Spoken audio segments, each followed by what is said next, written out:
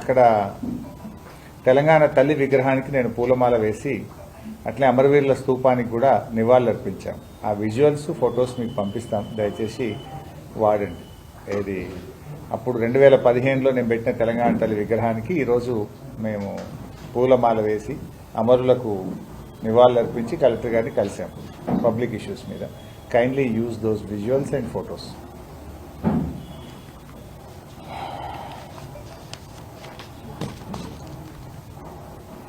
So మిత్రులందరికీ నమస్కారం. చాలా రోజుల తర్వాత మా సంగారెడ్డి జర్నలిస్టులందరినీ కూడా కలిసే అవకాశం రావడం సంతోషంగా ఉంది. మీకు కొంత ఆలస్యమైనట్టుంది. కలెక్టర్ గారు భోజనానికి పోయిందంటే మేము వెయిట్ చేయాల్సి వచ్చింది. కలెక్టర్ గారు వచ్చేదాకా వెయిట్ చేసి కలెక్టర్ గారిని రిప్రజెంటేషన్ ఇచ్చి రావడం వల్ల మాకు కొంత లేట్ అయింది. దానివల్ల మీకు ఏదైనా ఆలస్యం జరిగి ఉంటే క్షమించాలి.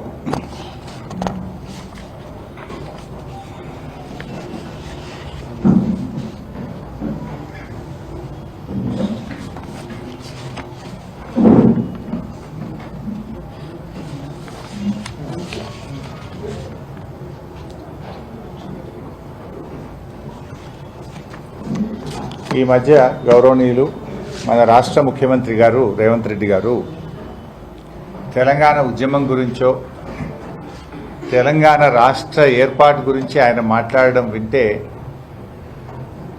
100 ఎలుకలు తిన్న పిల్లి తీర్థయాత్రకు పోయిందట. అంటే దయ్యాలు వేదాలు వల్లించినట్టుగా రేవంత్ రెడ్డి గారి యొక్క వ్యాఖ్యలు, ఆయన యొక్క చర్యలు ఉన్నాయి. డిస్టర్బ్ చేయకుండా బిడ్డ, ఎందుకు రాబోయే ఒక 5 నిమిషాలు డిస్టర్బ్ చేయాలి. బతిలాట కూడా చేస్తారు ఇంద్ర బిడ్డ. సో రేవంత్ రెడ్డి గారి వ్యాఖ్యలు దయ్యాలు వేదాలు వాళ్ళు ఇచ్చినట్టున్నాయి. సరే, రేవంత్ రెడ్డి గారు చరిత్రలో ఎప్పుడన్నా ఒకనాడు జై తెలంగాణ అన్నది లేదు, ఒకనాడు అమరవీరుల స్తూపం దగ్గర 2 పూలు పెట్టింది లేదు, ఉద్యమంలో ఒకనాడు రాజీనామా చేసిన పాపాన పోలేదు. ఏ ఒక్క రోజు కూడా ఆయన ఉద్యమంలో పాల్గొన్నటువంటి వ్యక్తి కాదు. ఇవాళ ఆయన మాట్లాడే వ్యాఖ్యలు అంటే డిసెంబర్ 9వ తేదీ తెలంగాణ ప్రకటన వచ్చిందంటే అది కేసీఆర్ గారి ఆమరణ దీక్ష ఫలితం, తెలంగాణ ప్రజల పోరాట ఫలితం. డిసెంబర్ 9, 2009 తెలంగాణ రాష్ట్ర ఏర్పాటు ప్రకటన. కానీ ఇవాళ ఎవరో దయాదాక్షిణ్యాల మీద తెలంగాణ వచ్చింది అని రేవంత్ రెడ్డి గారు మాట్లాడడం అంటే ఇది తెలంగాణ ఉద్యమకారులను అవమానించడం, తెలంగాణ అమరులను కూడా త్యాగాలను కూడా అవమానించడమే అవుతుంది. తెలంగాణ చరిత్ర అంతా కూడా చూస్తే కాంగ్రెస్ పార్టీదంతా కూడా ద్రోహ చరిత్ర. తెలంగాణకు నంబర్ 1 విలనే కాంగ్రెస్ పార్టీ. అడుగడుగునా తెలంగాణ ప్రజల ఆకాంక్షను కాలరాసిన పార్టీ కాంగ్రెస్ పార్టీ. ఉద్యమాలను అణచివేసిన పార్టీ కాంగ్రెస్ పార్టీ. ఎంతో మంది ప్రాణాలను బలిగొన్న పార్టీ కాంగ్రెస్ పార్టీ. అసలు మొట్టమొదలు ఆంధ్రప్రదేశ్తో కలవము, మా రాష్ట్రం మాకే ఉండాలంటే కూడా ఆనాడు ఆంధ్ర నాయకుల లాబీయింగ్కు తల ఒగ్గి ఉన్న తెలంగాణను ఆంధ్రాలో కలిపిందే కాంగ్రెస్ పార్టీ. 60 ఏళ్లు తెలంగాణ ప్రజలు అనుభవించిన గోస, కష్టం, జరిగిన అన్యాయానికి బాధ్యత కాంగ్రెస్ పార్టీది. ఫజల్ అలీ కమిషన్ సిఫార్సులను తుంగలో దొక్కింది నెహ్రూ గారి రాజ్యమైతే 69 ఉద్యమాన్ని ఇనుపకాలతో తొక్కింది ఇందిరమ్మ రాజ్యం. అసెంబ్లీ ముందు అమరవీరుల స్తూపం ఏదైతే ఉందో ఆ స్తూపమే కాంగ్రెస్ జరిపిన దమనకాండకు గుర్తుగా అసెంబ్లీ ముందు అమరవీరుల స్తూపం ఉంది. ఆ స్తూపం కింద బుల్లెట్లుంటాయి.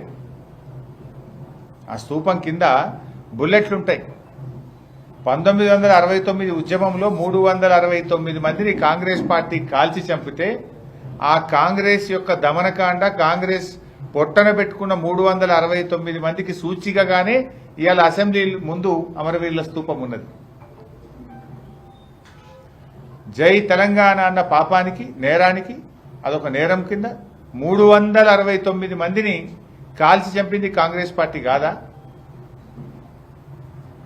ఆ రోజు తెలంగాణ ప్రజా సమితిని చెన్నారెడ్డి గారి నాయకత్వంలో ప్రజలు గెలిపించి తమ ఆకాంక్షను కేంద్ర ప్రభుత్వానికి చాటి చెప్పితే తెలంగాణ ప్రజా సమితిని కాంగ్రెస్ లో విలీనం చేసుకొని తెలంగాణ ప్రజల ఆకాంక్షల్ని కాలరాసింది కాంగ్రెస్ పార్టీ. ఏ నాయకునికి పదవి రాకపోయినా తెలంగాణ పేరిట దుకాణం పెట్టాలి, పదవి రాగానే దుకాణం బంద్ చేయాలి. ఇది కాంగ్రెస్ పార్టీ నాయకుల చరిత్ర. ఎందుకంటే కాంగ్రెస్ పార్టీ మొదటి నుంచి కూడా మీరు అన్యాయమే చేసిండ్రు. వద్దంటే తెలంగాణను ఆంధ్రలో కలిపిండ్రు. ఫజల్ అలీ కమిషన్ రిపోర్ట్ను బుట్టదాఖలు చేసిండ్రు.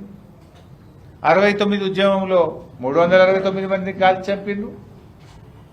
ఆ తర్వాత ప్రజాసమితిని 11 ఎంపీలు గెలిపిస్తే వాళ్ళను కాంగ్రెస్లో కలుపుకొని ప్రజల ఆకాంక్షల్ని కాలరాసిండ్రు. ఇది కాంగ్రెస్ చరిత్ర. 2001లో కేసీఆర్ గారు పార్టీ పెట్టకపోతే, కేసీఆర్ పోరాడకపోతే అసలు తెలంగాణ మాటే లేదు కదా. 2001లో కేసీఆర్ పార్టీ పెట్టకముందు తెలంగాణ శాసనసభలో, ఆంధ్రప్రదేశ్ శాసనసభలో తెలంగాణ పదం నిషేధించిండ్రు. ఎవరన్నా ఎమ్మెల్యే అసెంబ్లీలో లేచి నా తెలంగాణ అంటే, ఏ తెలంగాణ అనే పదం అసెంబ్లీలో నిషేధించడం, నువ్వు తెలంగాణ అనొద్దు, వెనుకబడ్డ ప్రాంతం అనాలి. ఇది నాటి పరిస్థితి. ఎవరు దీనికి కారణం? 50 ఏళ్ళు ఈ రాష్ట్రాన్ని పాలించిన కాంగ్రెస్ కావచ్చు, 16 ఏళ్లు పాలించిన తెలుగుదేశం. 66 ఏళ్ల మీ పాలనలో ఏం చేసిండ్రు? జై తెలంగాణ అనే పదాన్ని నిషేధించారు. అసెంబ్లీలో ఎమ్మెల్యేలు ఎవరు తెలంగాణ పదం ఎత్తే అవకాశమే లేకుండా చేసిన రోజుల్లో కేసీఆర్ గారు పార్టీ పెట్టి తెలంగాణ సాధించారు. కేసీఆర్ పార్టీ పెట్టకపోతే అసలు తెలంగాణ పదమే లేదు కదా. తెలంగాణ రాష్ట్రం ఎక్కడిది? తెలంగాణ అనే పదమే లేకుండా చేసిన చరిత్ర మీది. ఇక మీరు మేము తెలంగాణ ఇచ్చినామని చెప్తే దయాలు వేదాలు వలిచ్చినట్టు కాదు ఇది. ఆ రోజు 2004లో ఇదే టీఆర్ఎస్ పార్టీతోని కాంగ్రెస్ పొత్తు పెట్టుకొని మీకు తెలంగాణ ఇస్తామని నమ్మబలికింది. కేసీఆర్ గారు నేను కేంద్ర ప్రభుత్వంలో చేరను అంటే కామన్ మినిమం ప్రోగ్రాంలో పెడుతున్నాము తెలంగాణ, రాష్ట్రపతి నోట ఉభయ సభల్లో చెప్పిస్తాం, మీకు తెలంగాణ ఇస్తామని కేసీఆర్ గారికి హామీ ఇస్తే కేంద్ర కేబినెట్లో చేరారు. తర్వాత జరిగింది ఏందో మనందరికి తెలుసు. తెలంగాణ ఇవ్వకపోగా టీఆర్ఎస్ ఎమ్మెల్యేలను ఒక్కరిని కాంగ్రెస్ పార్టీలో చేర్చుకునే ప్రయత్నం చేసిండ్రు. ఉద్యమాన్ని కాలరాసే ప్రయత్నం చేసిండ్రు. కామన్ మినిమం ప్రోగ్రాంలో పెట్టి ప్రణబ్ ముఖర్జీ గారితో కమిటీ చేసిండ్రు కన్సెన్సస్ దేవడానికి. కానీ కాంగ్రెస్ పార్టీ కానీ ప్రణబ్ ముఖర్జీ గారు కానీ కన్సెన్సస్ కోసం ఏం ప్రయత్నం చేయలేదు. కానీ కేసీఆర్ గారు కేంద్రంలో మంత్రిగా ఉండి ఆయన చేసిన పని తెలంగాణ పని. ఆర్ఎస్ఎస్ ఆఫీస్ నుంచి ఆర్ఎస్యు ఆఫీస్ దాకా గల్లీ గల్లీ తిరిగి 32 రాజకీయ పార్టీలను ఈ దేశంలో ఒప్పించి మెప్పించి తెలంగాణకు అనుకూలంగా లేఖలు తెచ్చి ప్రణబ్ ముఖర్జీ గారికి సబ్మిట్ చేసింది కేసీఆర్. కాంగ్రెస్ తెచ్చింది ఎక్కడన్నా? 32 రాజకీయ పార్టీలను ఒప్పించి తెలంగాణకు అనుకూలంగా లేఖలు తెప్పించింది కేసీఆర్ కాదా? ఇది చరిత్రలో లేదా? మేమేమో దేశ రాజకీయ వ్యవస్థను ఒప్పించే ప్రయత్నం కేసీఆర్ గారు చేస్తే, ఇక రాజశేఖర రెడ్డి గారు ముఖ్యమంత్రిగా ఉండేవారు. ఏ తెలంగాణ ఇస్తేందుకు ఏమైనా సిగరెట్టా బీడా? 100 కోట్ల మంది ఒప్పుకుంటే తెలంగాణ, హైదరాబాద్ పోవాలంటే పాస్పోర్ట్ వీసా కావాలి. ఈ రకంగా రెచ్చగొట్టే చర్యలు చేసింది కాంగ్రెస్ పార్టీ. అయినా కేసీఆర్ గారు ఆయన ఓపికతో ఒక్కొక్క పార్టీని తెలంగాణ గోస, తెలంగాణ బాధను చెప్పి 32 రాజకీయ పార్టీలను ఒప్పించి ప్రణబ్ ముఖర్జీ గారి కమిటీకి రిపోర్ట్ సబ్మిట్ చేశాం. అయినా కేంద్ర ప్రభుత్వం తెలంగాణ ఇవ్వలే. చివరికి కేసీఆర్ గారు కేంద్ర మంత్రి పదవికి, ఎంపీ పదవికి కూడా రాజీనామా చేసి మళ్లీ ఉద్యమానికి శ్రీకారం చుట్టిండ్రు కేసీఆర్ గారు. మీరు 5 ఏళ్ల అధికారంలో ఉన్న కామన్ మినిమం ప్రోగ్రాంలో పెట్టినా, రాష్ట్రపతి నోట ఉభయ పార్లమెంట్ సభల్లో చెప్పినా, దేశంలోని 32 రాజకీయ పార్టీలు ఒప్పుకున్నా తెలంగాణ ఇయ్యకుండా మోసం చేసిన పార్టీ కాంగ్రెస్ కాదా? ఒకవేళ మీరు ఆ రోజే తెలంగాణ ఇచ్చుంటే ఎందుకు ఇంతమంది పిల్లలు బలిదానాలు చేసుకునేవాళ్ళు? ఎందుకు ఇన్ని చావులకు కారణం? కాంగ్రెస్ పార్టీ కాదా ఈ చావులకు కారణం? ఇచ్చిన మాట ప్రకారంగా 2004 నుంచి 9 దాకా మీరు అధికారంలో ఉన్నారు. దేశ రాజకీయ వ్యవస్థ ఒప్పుకున్నది. మీరు ప్రజలకు మాట ఇచ్చారు. టీఆర్ఎస్తో పొత్తు పెట్టుకొని తెలంగాణ ఇవ్వకుండా దీన్ని ఎగబెట్టింది కాంగ్రెస్ కాదా? చివరికి మళ్ళీ కేసీఆర్ గారు అయితే నా శవయాత్ర లేకపోతే తెలంగాణ జైత్రయాత్ర అని ఆయన బయలుదేరినాడు. ఆమరణ నిరాహార దీక్ష ప్రకటించిండు కేసీఆర్ చచ్చుడో తెలంగాణ వచ్చుడో అనేటువంటి నినాదంతో ఆమరణ నిరాహార దీక్షకు కూర్చున్నాడు కేసీఆర్. ఆ దీక్షకు కూడా కూర్చోనియకుండా కేసీఆర్ను అరెస్ట్ చేసి తెలంగాణ ఉద్యమం లేదని ఆంధ్ర సరిహద్దుల్లో ఖమ్మం జైల్లో పెట్టింది కూడా కాంగ్రెస్ పార్టీయే కదా. ఖమ్మం తీసుకపోతే తెలంగాణ ఉద్యమం ఉండదు, తెలంగాణ రాకుండా చేయొచ్చు అని ఖమ్మం జైల్లో కేసీఆర్ను పెట్టింది కూడా కాంగ్రెస్ పార్టీయే కదా. జైల్లో పెట్టిన నిరాహార దీక్ష కొనసాగి 11 రోజులు ప్రాణం సహితం వదలడానికి సిద్ధపడి కేసీఆర్ యొక్క పోరాట ఫలితం కదా డిసెంబర్ 9వ తేదీ ప్రకటన. డిసెంబర్ 9 ప్రకటన. ఆ రోజు నేను కేసీఆర్ గారితో ఉన్నా. ఢిల్లీ నుంచి చిదంబరం గారు మన ఆచార్య జయశంకర్ సార్ ఫోన్ వచ్చింది. మేము ప్రకటన చేస్తాం, కేసీఆర్ గారిని దీక్ష విరమించండి అని.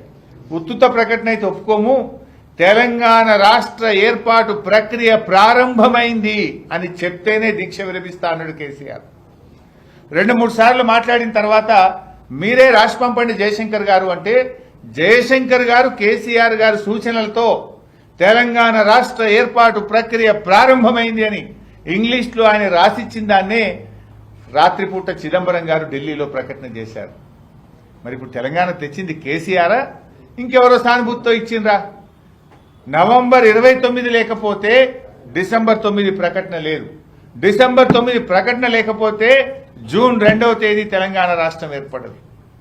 అంటే కేసీఆర్ దీక్ష ఫలితం, తెలంగాణ ప్రజల పోరాట ఫలితం తెలంగాణ రాష్ట్రం. అసలు మీరు రాజీనామా చేయలే కదా. ఇవాళ సూసైడ్ నోట్స్ కూడా ఇక్కడ నేను తెచ్చాను. కాంగ్రెస్ ఎమ్మెల్యేలు రాజీనామా చేయలేదని, తెలుగుదేశం ఎమ్మెల్యేలు రాజీనామా చేయలేదని ఎంతో మంది పిల్లలు పాపం చనిపోయింది. ఈ రేవంత్ రెడ్డి ఆ రోజు తెలుగుదేశం ఎమ్మెల్యేగా ఉండి రాజీనామా చేయమంటే చేయకుండా పారిపోయినటువంటి వ్యక్తి తెలంగాణ ఉద్యమం కోసం. ఆ రోజు చంద్రబాబు నాయుడును నిలదీస్తుంటే ఎవడ్రా మా చంద్రబాబు నాయుడు నిలదీసేది అని తుపాకీ పట్టుకొని బయలుదేరిన రైఫిల్ రెడ్డి రేవంత్ రెడ్డి. మాట మార్చిన చంద్రబాబు నాయుడును తెలంగాణ ప్రజలు ఎక్కడికక్కడ నిలదీసిండ్రు. నిరసిస్తే ఎవడ్రా అడ్డుకునేదని తుపాకీ పట్టుకొని బయలుదేరింది ఈ రైఫిల్ రెడ్డి కాదా? నిజంగా తెలంగాణ 2004లో ఇచ్చిన మాట ప్రకారం సోనియా గాంధీ గారు తెలంగాణ ఇచ్చుంటే ఒక్క బిడ్డ ప్రాణం కూడా పోయి ఉండేది కాదు కదా. కరెక్ట్గా 15 ఏళ్ళు ఇవాళకి, అంటే మొన్న డిసెంబర్ 9కి 15 ఏళ్ల కింద చిదంబరం గారి ప్రకటన వచ్చిందంటే అది కేసీఆర్ దీక్ష ఫలితం. ఆ ప్రకటన కేసీఆర్ గారి సూచనలతో జయశంకర్ గారు తన స్వహస్తాలతో రాసినటువంటి ప్రకటన ఆ రోజు ఢిల్లీ నుంచి వచ్చింది. నవంబర్ 29 లేకపోతే డిసెంబర్ 9 లేదు, డిసెంబర్ 9 లేకపోతే జూన్ 2వ తారీఖు లేదు. ఇది చరిత్ర సాటుతున్నటువంటి సత్యం. ఈ సత్యాన్ని ఏమార్చాలని వెకిలి మకిలి ప్రయత్నం చేస్తా ఉన్నారు. ఏదో సోనియా గాంధీ గారు దయతలిచి తెలంగాణ ఇచ్చిందట. దయతలిచి తెలంగాణ ఇచ్చేది ఉంటే కాంగ్రెస్ పార్టీ అసలు తెలంగాణను ఆంధ్రలో కలపది. కలిపిన 69 ఉద్యమంలో ప్రజల తీర్పును అనుసరించి అప్పుడే తెలంగాణ ఇచ్చేది ఉండే. పోనీ 2004లో పొత్తు పెట్టుకున్నప్పుడన్నా తెలంగాణ ఇచ్చేది ఉండే. ఎప్పుడు ఇచ్చిండు మీరు? కేసీఆర్ దీక్ష చేసి విద్యార్థులు, ప్రజలు, సమస్త తెలంగాణ ముక్కోటి ప్రజలు రోడ్ల మీదకి వస్తే ఇంకా తప్పని పరిస్థితుల్లో ఇచ్చింది. దీని ఎట్లా ఉందంటే సోనియా గాంధీ గారు దయతలిచి ఇచ్చింది అని రేవంత్ రెడ్డి మాట్లాడే మాటలు వింటే నాకు ఒకటి గుర్తొస్తా ఉంది. ఇక నెహ్రూ గారు, గాంధీ గారు స్వాతంత్రం కోసం పోరాటం చేయలేదు, బ్రిటిష్ వాళ్ళు దయతలచి పోతూ పోతూ బ్రిటిష్ పార్లమెంట్లో బిల్లు పెట్టి ఇచ్చింది అన్నట్టు ఉన్నది రేవంత్ రెడ్డి చెప్పే మాటలు. ఇక నెహ్రూ, గాంధీ పోరాటం లేకపోతేనే స్వాతంత్రం వచ్చిందా మన దేశానికి? బ్రిటిష్ వాడు దయతలిచి గిట్ట స్వాతంత్రం ఇచ్చిపోయిందా? ఇక్కడ కూడా కేసీఆర్ పోరాట ఫలితం, తెలంగాణ ప్రజల పోరాట ఫలితం తెలంగాణ రాష్ట్రం వచ్చింది తప్ప ఎవరో దయతలిచి తెలంగాణ ఇవ్వలేదనేటువంటి విషయాన్ని వారు గుర్తుపెట్టుకుంటే మంచిది. అసలు తెలంగాణ కోసం రేవంత్ రెడ్డి ఒక్కనాడన్నా నువ్వు రాజీనామా చేసినావా? జై తెలంగాణ అన్నవా? అదే అప్పుడు జేఏసీ చైర్మన్గా ఉన్న కోదండరామ్ గారు అందరు ఎమ్మెల్యేలు రాజీనామా చేయాలంటే వెన్ను చూపి పారిపోయిన చరిత్ర రేవంత్ రెడ్డిది. ఆ రోజు ఎన్నో ఉద్యమాలు జరిగినాయి. మీరు జర్నలిస్టులు కూడా చేసిండ్రు. తెలంగాణ జేఏసీ పెట్టి జర్నలిస్టులు కూడా పోరాటం చేసిండ్రు. వంట వార్పులో రేవంత్ రెడ్డి లేడు, రహదారుల దిగ్బంధంలో లేడు, రైలు రోకోలో లేడు, మిలియన్ మార్చ్లో లేడు, సకల జనుల సమ్మెలో లేవు, సాగర్ ఆహారంలో లేవు. ఎన్నడన్నా ఒక్కనన్నా ఉద్యమంలో పాల్గొన్నావు? నువ్వు ఎంత తక్కువ మాట్లాడితే అంత మంచి తెలంగాణ గురించి రేవంత్ రెడ్డి. నువ్వెంత ఎక్కువ మాట్లాడితే నీ యొక్క ద్రోహ చరిత్ర, ఆ రెండు కళ్ళ సిద్ధాంతి సేవలో నువ్వు ఉన్న పాత జ్ఞాపకాలన్నీ మాకు గుర్తొస్తున్నాయి. అసలు తెలంగాణ గురించి మాట్లాడే నైతిక హక్కే రేవంత్ రెడ్డికి లేదు. ఏం చేసినావు నువ్వు తెలంగాణ ఉద్యమం కోసం? ఒక్క కేసు అయినా ఉన్నది అని మీద? మా మీద 350 కేసులు ఉండే ఆ రోజు. 350 కేసులు ఉండే మా మీద. అరెస్ట్ అయ్యి జైళ్లలో ఉన్నాం మేము ఆ రోజు.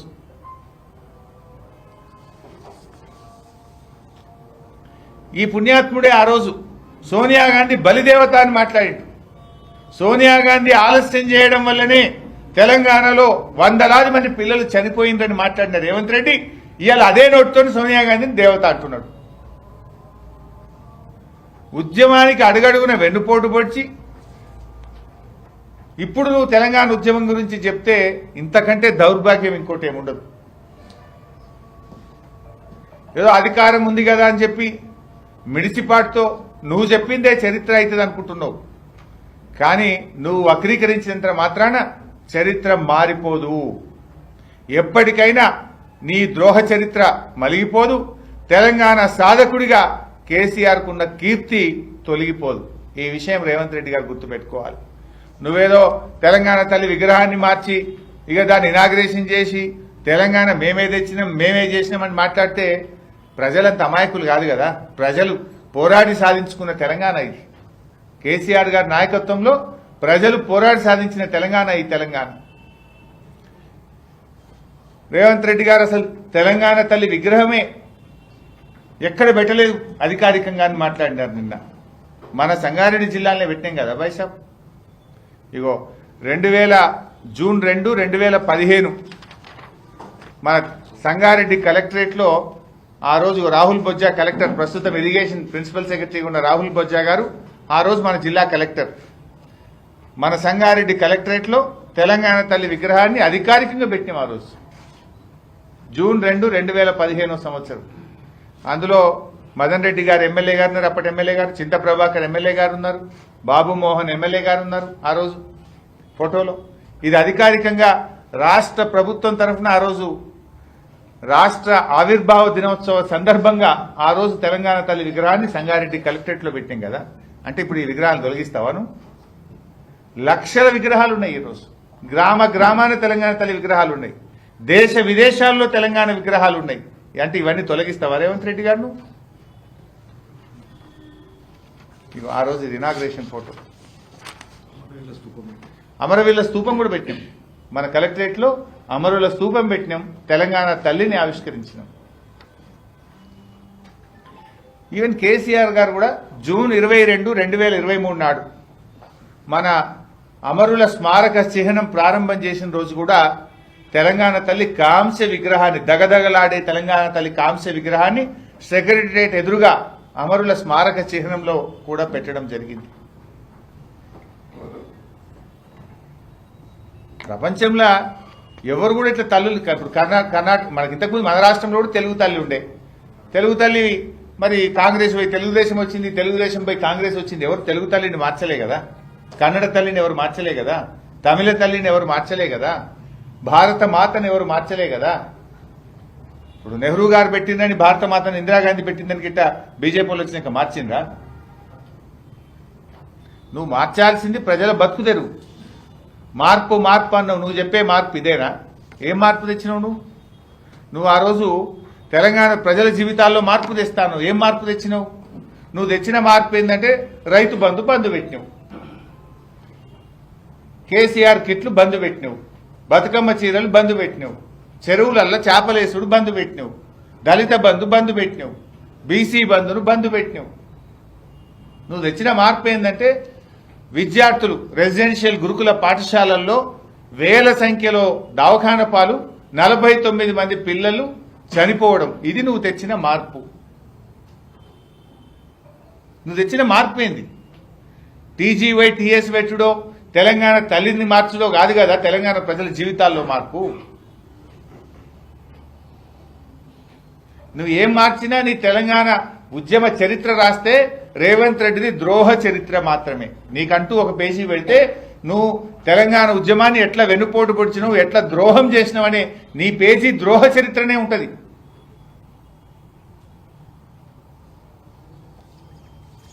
తర్వాత బైసాబ్ ఇక మన జిల్లాకు సంబంధించి ఒక చిన్న ఇంపార్టెంట్ ఇష్యూ ఏంటంటే కొంచెం పబ్లిక్ ఇష్యూస్ బైసాబ్ కొంచెం మంచిగా జిల్లా పేజీలో కూడా ప్రముఖంగా ఇవ్వాలని మా రిక్వెస్ట్. ఈరోజు మేమందరం ఈ వేదిక మీద ఉన్న ముఖ్య నాయకులము, గౌరవనీయులు మా జిల్లా పార్టీ అధ్యక్షులు సంగారెడ్డి ఎమ్మెల్యే చింతా ప్రభాకర్తో కలిసి సంగారెడ్డి కలెక్టర్ గారికి ఒక రిప్రజెంటేషన్ ఇచ్చాము. ఇప్పుడే ఆవిడకి ఇచ్చిన కాపీ ఇది. కలెక్టర్ గారికి ఒక రిప్రజెంటేషన్ ఇచ్చి పలు అంశాల మీద కలెక్టర్ గారికి చెప్పడం జరిగింది. ఒకటి, కొన్ని అంశాలేమో కలెక్టర్ గారే పరిష్కారం చేయదగినవి ఉన్నాయి, కొన్ని ఏమో ప్రభుత్వం దృష్టికి తీసుకుపోయి వెంటనే మా బీఆర్ఎస్ పార్టీ తరఫున ఈ జిల్లాలో ఉండేటువంటి రాష్ట్ర వ్యాప్తంగా ఉండేటువంటి సమస్యల్ని ప్రభుత్వం దృష్టికి తీసుకుపోవాలి, వీటిని పరిష్కరించాలని చెప్పి కలెక్టర్ గారికి మెమోరాండం ఇవ్వడం జరిగింది. ఆ మెమోరాండంకి వెళ్లే సందర్భంలోనే గతంలో 2015లో మేము పెట్టిన తెలంగాణ తల్లికి పూలమాల వేసి అక్కడ అమరుల స్తూపానికి అమరులందరికీ కూడా నివాళులు అర్పించి మేము కలెక్టర్ గారికి మెమోరాండం ఇవ్వడం జరిగింది. అయితే ముఖ్యంగా మన సంగారెడ్డి జిల్లాకు సంబంధించి Basaveshwara Sangameshwara lift irrigation project పనులు నిలిపివేయడం జరిగింది. మరి గోదావరి జలాలు సంగారెడ్డి, జహీరాబాద్, అందోల్, నారాయణఖేడ్ నియోజకవర్గాలకు అందించాలని, 2.5 లక్షల ఎకరాలకు సాగునీరు అందించాలని కేసీఆర్ గారు ప్రారంభించిన బసవేశ్వర సంగమేశ్వర పనులు నిలిపివేశారు. వాటిని యుద్ధ ప్రాతిపదికన కొనసాగించాలని, ఈ పనులు పూర్తి చేసి ప్రజలకు సాగునీరు అందించే విధంగా చర్యలు తీసుకోవాలని కలెక్టర్ గారిని కోరాం. రెండవ అంశం మీరందరూ కూడా చూశారు. మొన్న ముఖ్యమంత్రి గారు మహబూబ్ నగర్ జిల్లాలో మాట్లాడుతూ ఒక 15 రోజుల క్రితం రుణమాఫీకి సంబంధించి 4వ విడత 2,745 కోట్ల రూపాయలు విడుదల చేస్తున్నాం, ఇంకా రుణమాఫీ అయిపోయింది అని ప్రకటించాడు. సరే, అది కాలే. ఫస్ట్ ఆఫ్ ఆల్ 2 లక్షల లోపు కూడా చాలా మందికి ఇంకా రుణమాఫీ కాలేదు.